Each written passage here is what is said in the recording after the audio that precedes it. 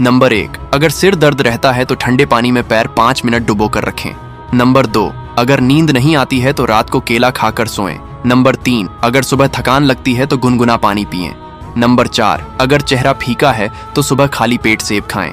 Number 5, अगर आंखों की रोशनी कमजोर है तो गाजर का जूस पिएं। नंबर 6, अगर सर्दी खांसी बार बार होती है तो शहद खाएं। नंबर 7, अगर भूख नहीं लगती है तो अमरूद खाएं।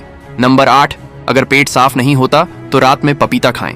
नंबर 9, अगर खून की कमी है तो चुकंदर का रस पिएं। नंबर 10, अगर तनाव ज्यादा है तो रात को ग्राम दूध पिएं। अगर आप भी इस नाम से प्यार करते हो तो कमेंट में आई लव मोहम्मद लिखें।